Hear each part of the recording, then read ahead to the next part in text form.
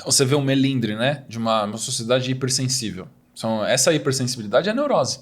Isso já é um estado patológico, psicopatológico. Então, define então, o que é uma neurose para o público? Para mim, a neurose é a pessoa que acredita numa mentira que ela nem sabe que é mentira e ela vai seguir acreditando. Essa é a minha visão de leigo. Sim. De que é uma neurose. O que é uma neurose? O termo técnico é um complexo ideo-afetivo de evitação. Uma linguagem leiga é um ponto de hipersensibilidade.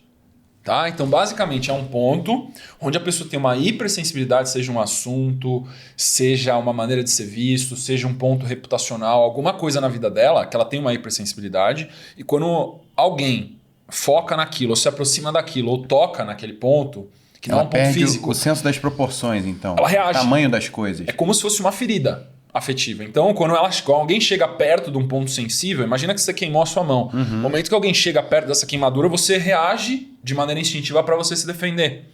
Então, a gente tem, nesse processo de empoderamento identitário, de minorias e tudo mais... Mas ali, de fato, tem uma queimadura. No caso da neurose, não necessariamente existe um trauma afetivo autocriado.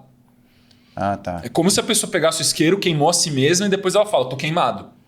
Eu me encaixo no rótulo de pessoas queimadas. E as pessoas queimadas... Aí depois já sarou a queimadura e mesmo assim ela continua reagindo. Às vezes ela queima de novo. Queimado. Ela queima de novo para justificar a crença que ela tem. Ela fala assim, pessoas que têm queimadura têm prioridade na fila do banco, têm prioridade no transporte público, tem que ter prioridade no SUS. Então a pessoa cria uma moléstia nela para criar uma narrativa, ou na verdade validar uma narrativa de empoderamento identitário que ela acredita que ela pertence. Para que ela faça parte de uma minoria. Existem até estudos sociais que têm um ranqueamento de pontuação de quão mais afligido você é, menor a sua minoria. E quanto menor a sua minoria, mais privilégio a sociedade te deve. Sim. E você pode invocar isso como se fosse uma carteira da OAB ou de delegado.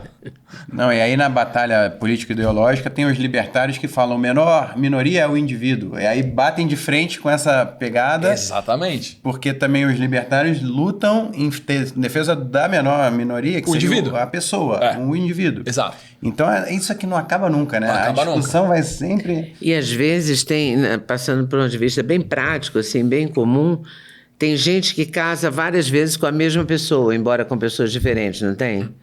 Casar com a mesma pessoa? Casar com a mesma pessoa, não com a mesma pessoa, com pessoas diferentes, mas iguaizinhas. Mesmo padrão, mesmo arquétipo, mesmo tipo de pessoa, o mesmo temperamento, ou às vezes até a mesma profissão, tudo igualzinho e repetidas vezes. Só que você está falando, Leda, até é bastante interessante, porque é um padrão também de personalidade que ele pode ser destrutivo ou ele pode ser de alta maturidade.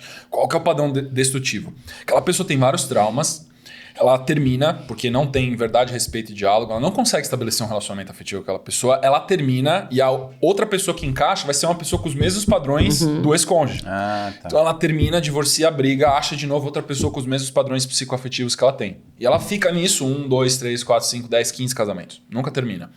O padrão saudável, uma pessoa que busca dentro de si curar os seus traumas afetivos e ela se reapaixona todo dia pelo mesmo cônjuge. Só que ele consegue ver a pessoa do jeito que ela é agora. As pessoas que brigam dentro do matrimônio, elas brigam porque eu tô olhando pra minha esposa e às vezes ela tá se comportando de uma certa maneira. Só que eu estou vendo ela ontem, ou ela há um mês atrás. Ou a versão idealizada. Ou uma versão idealizada que eu criei na cabeça que nem existe nela. Mas eu tô criando uma expectativa tipo, bom, mas na minha cabeça você não é desse jeito que você tá sendo agora. E aí uma briga começa. Você fala, mas se ela soubesse o que tá acontecendo na minha cabeça, eu falo, mas eu nunca disse pra você que eu sou desse jeito. A pessoa que vive no momento presente, que busca autoconhecimento, ela tá sempre se despojando do que ela acredita que o outro é. E ela tá recebendo o outro como é naquele momento. Isso cria um processo de verdadeiramente você se apaixonar todos os dias pela mesma pessoa. Então, a pessoa que tem um padrão de maturidade relacional, ela recebe o outro como é todos os dias e ela se permite se apaixonar novamente pela maneira como aquela pessoa é. Óbvio que tem alguns quesitos que precisam ter alinhamento para você se apaixonar de novo por aquela pessoa, valores sendo o principal deles, mas você se despoja das suas crenças naquela pessoa e você recebe ela de novo. Então é o mesmo padrão, só que um é reativo, onde eu acho que a solução afetiva é eu trocar. vamos trocar essa pessoa aqui, meu esposo, minha mulher, eu vou trocar porque não tô apaixonado. Não adianta, já falei 1000 vezes. Essa outra, ela pega a responsabilidade para ela, se despoja da crença que ela tem no cônjuge e ela aceita o cônjuge como é hoje. E ela aprende a amar aquela pessoa do jeito que ela é hoje. Os dois têm que estar nessa mesma onda, né? Os dois. Os dois têm que estar nessa mesma frequência. Os dois precisam estar. Só que quando um faz, esse padrão psicoafetivo ele é muito forte. Então ele cria um movimento gravitacional de arrasto. É como se você convidasse a outra pessoa a amar também.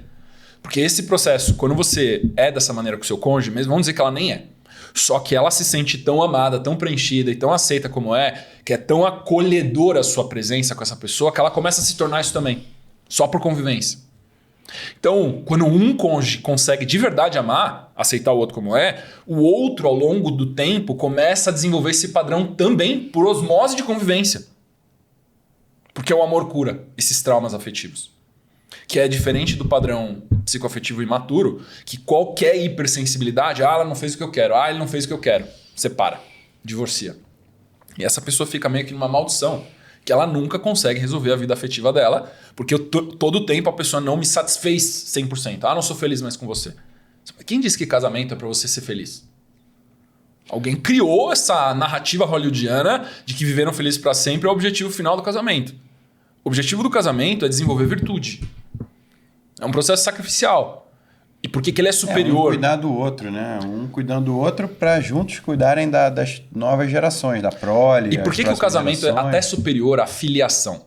Porque você tem um impulso biológico de cuidado, de proteção, de filiação. Você vê seu filho com a tua cara, sua filha com a tua cara, você tem um instinto protetivo de você querer o melhor para aquele ser. Só que o teu cônjuge não. Você não tem vínculo de sangue com o seu cônjuge. Por isso que o vínculo de proteção, de amadurecimento com o seu cônjuge é superior ao de filiação. Então, é mais difícil, só que o benefício de maturidade é exponencialmente superior. Ambos são muito positivos. O vínculo de filiação, o vínculo conjugal, ambos fazem a gente amadurecer, mas o vínculo conjugal faz a gente amadurecer mais do que o vínculo filial. Em tese, no pensamento cristão, são a mesma carne, né? Tipo, eles são complementos. Os dois... Que são... a responsabilidade dos dois, que os dois vão... que eles vão para o céu, né? Exato. Tipo, é uma coisa conjunta. Não tem como um ir e o outro não. Tipo, não. De acordo com a tradição com a teológica cristã, ocidental, sim. Isso está muito ligado, né? Só que na sociedade moderna, principalmente em grandes centros, isso está muito embaçado, confuso, perdido. É que eu acho que assim, até pela quebra da ancestralidade, muitas pessoas perderam grandes sabedorias ancestrais que traziam muito bem viver. Então, às vezes, tem algumas pessoas que falam assim, cara, mas esse negócio de acreditar em céu, em inferno, é muito fantasia de Hollywood para mim. Só que a questão é o seguinte, uma pessoa que vive com essa crença e ela lapida os seus comportamentos para o bem viver com o seu cônjuge, com a sua esposa, com o seu marido, você vai ver que essas pessoas elas vão tender a convergir num estilo de vida mais sereno, mais pacífico, mais harmonioso, de mais diálogo. Ou seja, essa crença, não estou analisando o valor dela, se ela é verdade ou não, mas eu estou dizendo assim, qual é o efeito que essa crença gera no estilo de vida e na atitude do viver. E a gente vê que existe uma qualidade de vida muito superior à pessoa que adota isso como uma verdade. Tá? Então, assim, mesmo que... E muitas vezes eu faço podcast e tudo mais com agnósticos ou pessoas que são muito investigadoras ou ateus até mais. E eu fiz no mês passado com relação a isso. E ele ficou questionando exatamente esses pontos. Eu falei, quero sua resposta como teólogo. Eu falei assim, cara, eu vou te responder como cientista. Se você acredita nessa realidade metafísica após a sua vida, as decisões que você toma agora mudam e as decisões que você toma agora mudam a qualidade do seu viver. Então, quando a gente observa, dentro de um processo matemático-lógico, acreditar que existe um Deus benevolente melhora a sua vida agora. Não é uma questão de fé, é uma questão de lógica. Porque a gente tem 4 cenários. Se você acredita e Deus existe, sua recompensa é máxima. Você vai para o céu. Tá? Porque você vai adequar a sua vida... Não basta acreditar, basta se comportar de acordo. Viver de acordo como se Deus existisse. Se você acredita que Deus existe, mas Deus não existir, você só perdeu o que você investiu, só que sua vida teve uma qualidade alta, porque você viveu uma vida regrada, disciplinada ou de virtudes para esse bem maior que no final você descobriu que não existiu. Você desfrutou o máximo da sua vida, mas você não teve uma recompensa exponencial depois. Tá? Se você não acredita e Deus existe, você tá ferrado. É prejuízo máximo. Sim. Prejuízo máximo, porque você teve todas as oportunidades de acreditar e aí no final da sua vida você fala assim, você não acreditou, agora você vai pro inferno. Se você não acredita e Deus não existe, você não perde nada porque você estava certo e você viveu a vida da maneira como você acreditou e não tem nada depois. Dentro dessas hipóteses, a hipótese assimétrica, logicamente, matematicamente, é acreditar. Porque os resultados de acreditar são drasticamente superiores ao de não acreditar. Então, se a gente for por integridade intelectual decidir se eu acredito em Deus ou não... Em termos de lei das probabilidades. Lei das probabilidades. Estamos falando de matemática probabilística. Se eu tenho integridade intelectual, se eu consigo suspender afetivamente, eu tenho que acreditar. Isso já foi resolvido há 500 anos atrás. Isso é uma tese lá atrás da época medieval, onde esse estudo é muito claro. E a lógica é hermética, fechada. Entre acreditar e não acreditar é totalmente superior, logicamente, a acreditar. Porque eu perco menos, a chance de eu perder é menor do que eu não acreditar. E aí, gostou desse corte? Gostei muito, mas eu acho que vocês devem assistir a entrevista completa, que está no YouTube, Leda Nagli, esperando por você. Essa série Hoje Nagli, o Encontro de Gerações, está imperdível. Vale a pena conferir, hein? Com certeza. Se Deus quiser.